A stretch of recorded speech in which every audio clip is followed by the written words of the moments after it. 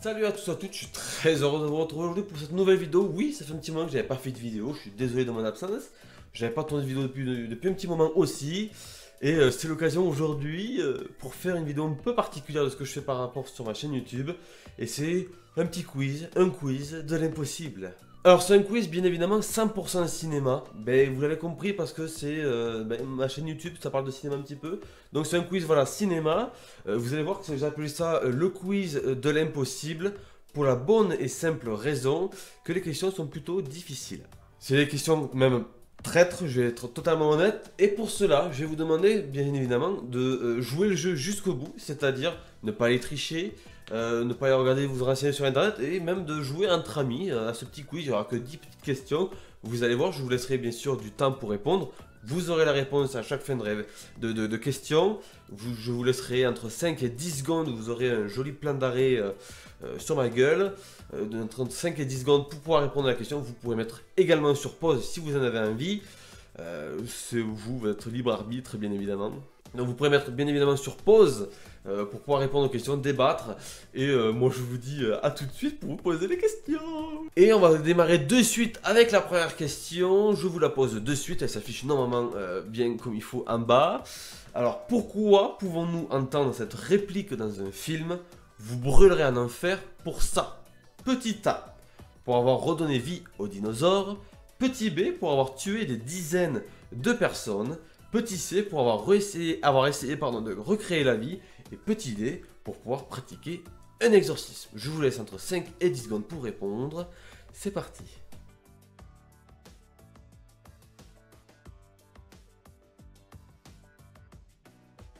La réponse était la réponse C, pour avoir essayé de recréer la vie. Cette réplique est reprise du film Dr Frankenstein, sorti en 2015 avec James McAvoy et Daniel Radcliffe. Voilà, c'est un petit clin d'œil à ce film que j'aime beaucoup, et il fallait le savoir, bien évidemment. Deuxième question. Qui est Lewis Dogjohn? Petit A, un responsable de recherche chez Biosyn. Petit B, un propriétaire d'un chat nommé Tinkles. Petit C, un animateur de télévision. Ou petit D, la victime d'un horrible meurtre.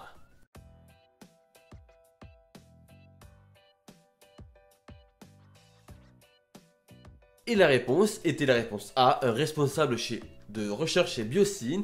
C'est, vous savez, ce personnage qu'on voit que 30 secondes tout début du film de Jurassic Park, accompagné de Dennis Nedry. Et oui, il travaille pour la société concurrente d'InGen. Il fallait le savoir, hein. Troisième question. Qui dit?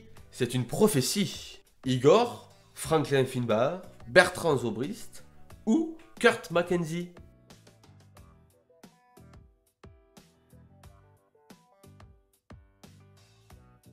Et c'est Bertrand Zobrist, oui. Vous voyez pas qui c'est? Si, c'est le gars complètement cinglé qui a créé une peste, un virus dans le film Inferno. Oui, je sais que c'est un peu... pas forcément le sujet de parler de virus avec le coronavirus en ce moment. Mais oui, ça vient de là, de ce film-là. Quatrième question. Qui est Eric Lamonsoff? L'ami de Thomas Gates? L'ami de Alameda Slim? L'ami de Adolf Hitler? Ou l'ami de Lenny Feder?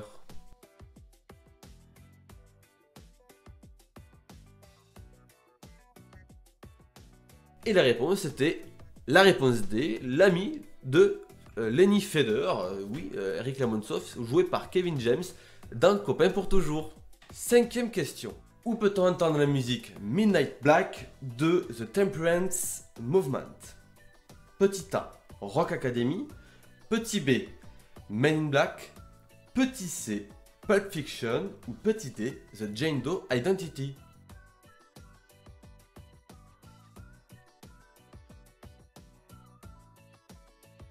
Et c'est bien sûr The Jane Doe Identity. Et oui, on entend cette musique dans le film au tout début.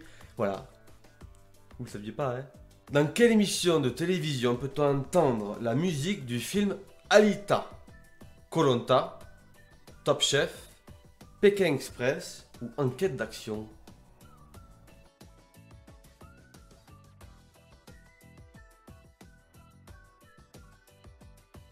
Et c'est Pékin Express, voilà. À chaque fin d'émission, quand il montre le petit teaser pour la semaine d'après, il y a la musique d'Alita à la fin de Pékin Express. Et oui.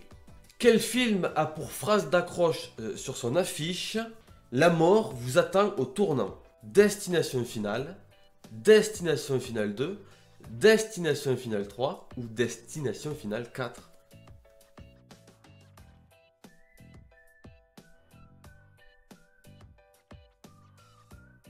Et c'est bien sûr Destination Finale 3. Bien évidemment, la mort vous attend au tournant par rapport au parc d'attraction, parce que c'est là où ça se passe l'accident.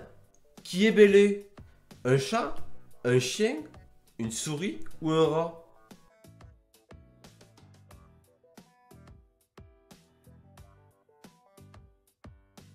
Et c'est bien évidemment un chien, le chien dans mes vies de chien et mes autres vies de chien. Voilà, deux très jolis films que je vous conseille. Et Bélé, c'est le chien. Bélé, Bélé, Bélé. Quel acteur prononce la réplique "Quel accueil sympathique" d'un air effrayé? Dwayne Johnson, Kevin Hart, Jack Black ou Karen Gillan?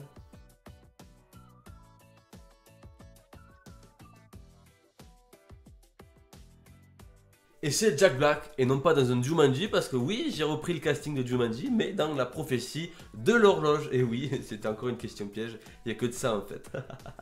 Dernière question, le suspense est à son comble. Combien d'enfants adoptent Pete et Ellie Wagner? 2, 3, 4 ou 5?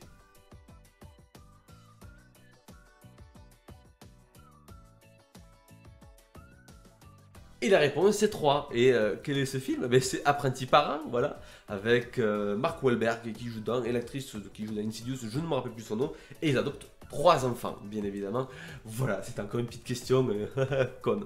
J'espère que ce petit quiz vous aura plu. Voilà, je ne sais pas combien va durer la vidéo, je ne sais pas combien la vidéo va durer très exactement.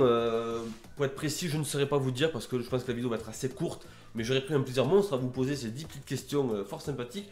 Bien évidemment, j'espère que vous n'aurez pas triché parce que sinon c'est nul et vos votes ne seront pas comptabilisés. C'est un petit jeu qui se fait en 3 minutes, 10 petites questions comme ça pour le kiff. Honnêtement, vraiment, j'espère que vous n'aurez pas triché, que vous aurez joué le jeu jusqu'au bout. Et dites-moi en commentaire si ça vous a plu. Et dites-moi aussi en commentaire le score que vous avez eu sur 10, bien évidemment. Les gens qui vont se vanter d'avoir eu 10 sur 10, là, ne commentez pas. Non, mais juste pour voir juste vos réactions, votre note aussi, pour voir combien vous avez eu de bonnes et mauvaises réponses. Ça va être sympathique à voir et à lire. Et j'espère que ce concept vous aura plu. J'en ferai peut-être un second si vous me le permettez. Et je vous demande bien évidemment de liker la vidéo si ça vous a plu, de la commenter pour un prochain épisode, de vous abonner et d'activer la petite cloche si ce n'est pas déjà fait. Je vous dis à la prochaine pour de prochaines vidéos. Ciao!